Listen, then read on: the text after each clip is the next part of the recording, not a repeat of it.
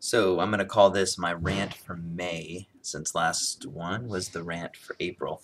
Um, no, I basically I normally put the kind of like a summary of whatever Bible study we were going to do at my house on Saturday, and I just haven't been doing them lately because basically I kind of don't want to go over everything, and then everybody shows up. They're like, "Hey, I already heard this, so why am I here?" So giving you an excuse to come see us on Saturday nights. But what I did want to talk about, um, studying for this week's lesson, which we've been talking about Genesis. Right now we're in Genesis 18, 19, and it's basically the story of when God's going to destroy Sodom and Gomorrah. And I'm not going to go into whole, basically what that's all about and what it means. If you want to find that out, you got to come on Saturday. But it's totally not what you think it is. If you study it, you can figure this out for yourself. And I might put a video on. I don't know. I might change my mind. But the thing that bothered me is I go to start looking up different things about Sodom and Gomorrah and what happened, why it happened historically and everything. And it's so sad because most of anything that you look up, you always see something to do with homosexuality. I mean, that's like the end of it. And then when you really start digging, you find out, like this huge, it's like the thing right now. I mean, I don't know, churches, that's the big deal. That's what everybody wants to talk about. That's what everybody's doing. And I was looking over a couple different things. One of the things I found was a debate between Rob Bell and some other guy called Andrew. I don't know what his name is. It's kind of boring anyways. But it wasn't really what they were talking about, but they were talking about a lot of different things. And then it got to homosexuality, and it's like that's where it got stuck on. That was the rest of the whole show. It was like an hour and a half show, and most of it was just that. And Rob Bell said something I thought was kind of interesting, and it kind of, I might tick a lot of people off, but his whole thing was basically this is the type of thing that drives people away, because we get caught on one little thing to where one of us read it one way and one of us read it another way, and we make it the end of all things. Like, this is it. This is the issue. And we're not talking about any of these other things. All we want to talk about is this. And if you don't fall into my little box of orthodoxy, and I can't fit you in here nice and pretty, then that means you must not be a Christian. You must be on the out. I like how he says it is basically maybe the tent's a little bigger than what we realize. And, in a lot of people's situations, instead of looking at it that way, they say you're not even in the tent. So this is something really has been bothering me, and it's because Christians have made certain things, and this is not like, oh my gosh, you're just some church hater or whatever, and no, that's not what I'm saying. I'm a Christian. I've been a Christian for, 19 years, 18 years, and I find that it's a journey. It's not, okay, you're there and now you know everything. It's just as time goes on, you learn more and more. And one of the things that I have found that is one of the most important things as being a Christian is find out what really matters. Don't get stuck on all the other little things. Hold on to what really matters, because that's really what it all comes down to. I think that God has a purpose and a destiny for all of us. He has something that he wants us to do. And I think that's the things that you should hold on to. That's the things you should do. But people get so caught up in the doctrines, the theologies, I interpret the Bible this way and you interpret the Bible the other way. And it's sad because, that's why there's so many other, like, different types of church buildings, the first this or the first that or whatever. And it's silly when really we get so caught up on the things that don't matter. And the big hot point right now is the whole homosexuality. Is it right? Is it wrong? And all this stuff. And the funny thing is most of the people debating this aren't even gay anyway. So why does it even matter? I saw this one commercial. It was hilarious where they're making fun of how people were freaking out about gay marriage. It's like, oh my gosh, what's going to happen? It's like they're going to go and force you to get gay married or something. And it's sad, but that's the issue. And I think that's what was interesting. If you got some time, look it up. It's look up Rob Bell homosexuality debate. It's really interesting. But that's what people make the issue about, and it's not. Nobody wants to talk about all these other issues. And so I'm sitting here thinking, how many other things are more important to discuss right now? There's so many other things that are so much more important that Christians should be sitting down and should be debating and should be talking about and trying to figure out. But we're not, and we don't. Because we want to sit here and find whatever the recent hot topic is, and that's what we want to argue about. And instead of stopping for a second and looking back and going, realizing how many people are we alienating? How many people are we pushing away? Because we're arguing about words and things that really, to tell you the truth, don't really matter. Now, here's a couple things to think about. Since the Sandy Hook shooting, which happened a few months ago, 71 children have died from gun-related situations. And nobody wants to talk about that. 71 children died from gun-related situations. After the whole thing that happened where the guy went in and killed all those kids, and church people want to argue about whether two gay people can go to church together. You know, the funny thing is with that, just recently here in our area, there was a pastor that was busted for, you know, he was a prominent pastor in his community and definitely was supporting the sanctity of marriage. I love the term that people use for that. And he gets busted for screwing around with some little girl, you know, and you want to talk about the sanctity of marriage? I mean, but that's what I'm saying. Nobody wants to talk about that. You know, they want to talk about gay marriage. They want to talk about that. Nobody wants to talk. You know, it's interesting. I was reading an article in a Christian magazine recently, and the headline of the article was Gangnam Style singer vitriolic anti-American tirade revealed. Like Christians should boycott Gundam, which I would boycott it anyways because it's such a blown out video. But you know, that's the headline.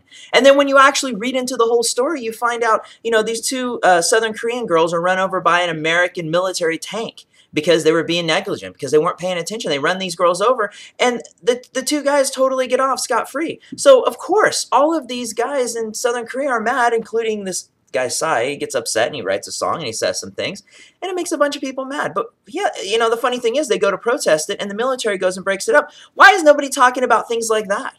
You know, why is nobody talking about, why is it that we are so pro-military as Christian? You know, support the military. There was a quote that I found that I thought was so amazing. It was from Mark Twain. I'm going to read it to you here real quick. And it says, "The higher animals engage in individual fights, but never in organized masses. Man is the only animal that deals in the atrocity of atrocities, war. He is the only one who gathers his brethren about him and goes forth in cold blood and calm pulse to exterminate his own kind.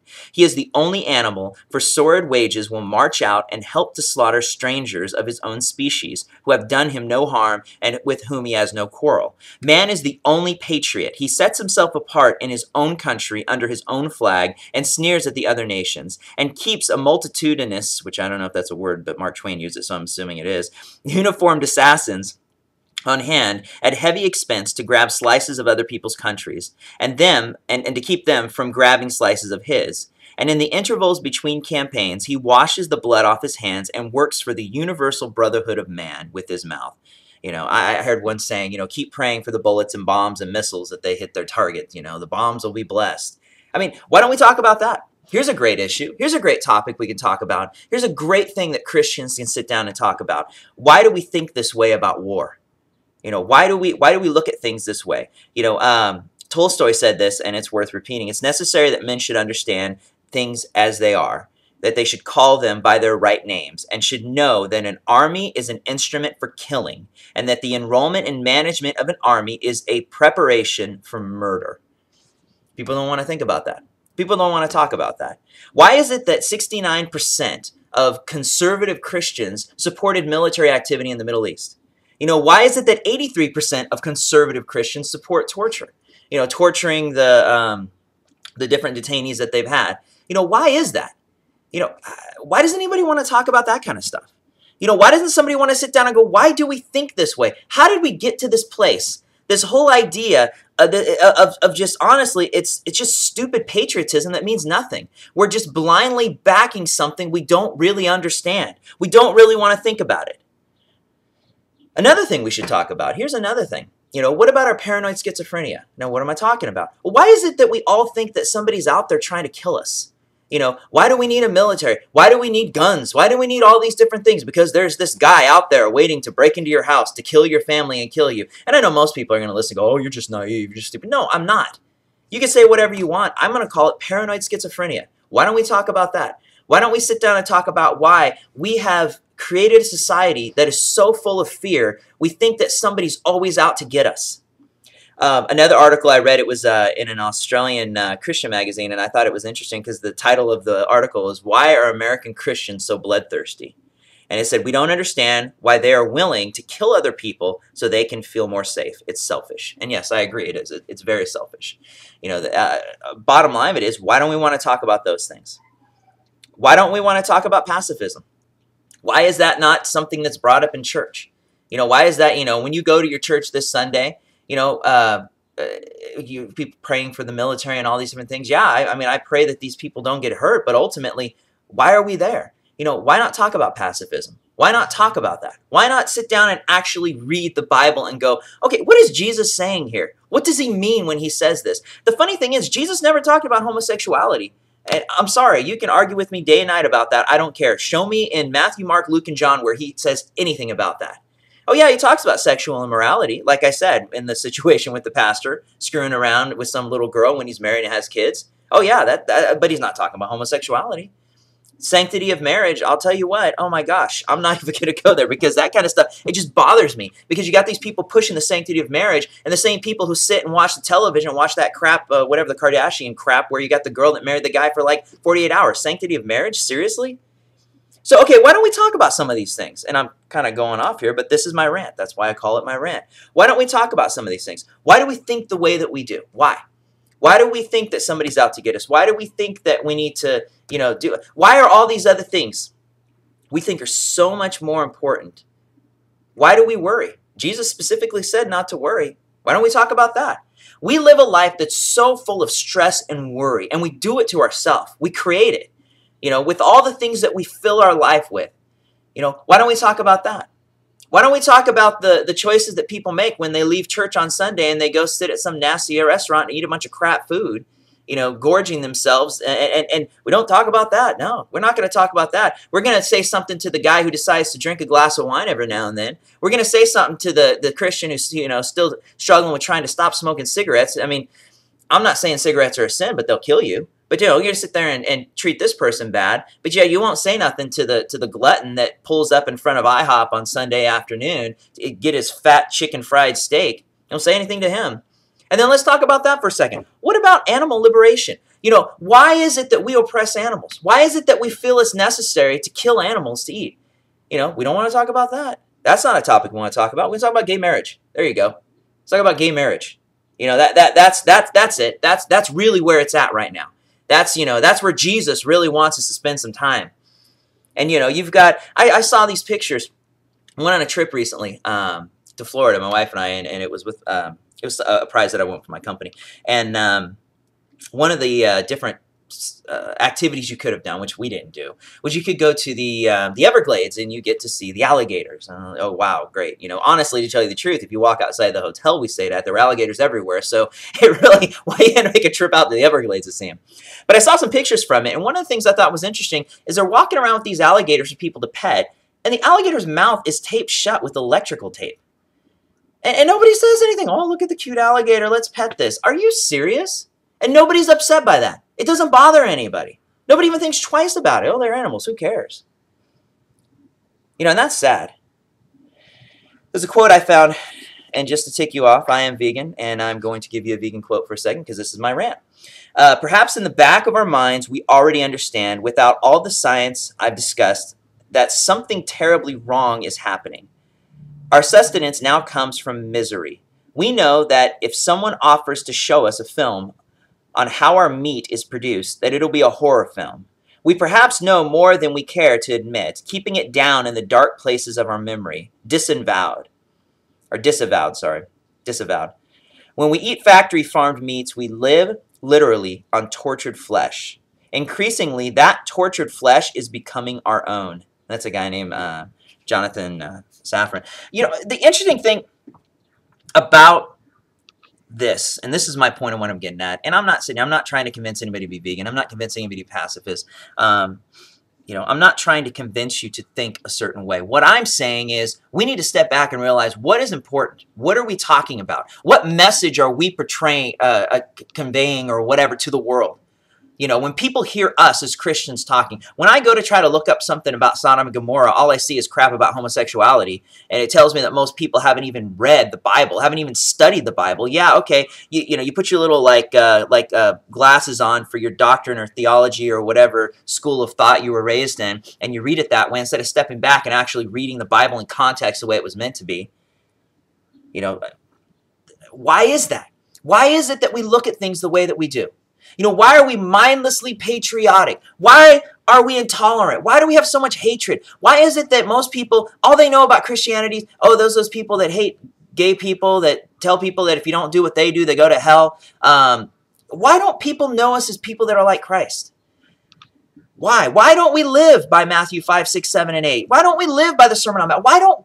Why can't people see that we're really Christians anymore? It's because of this. Because we get so caught up on issues that are stupid.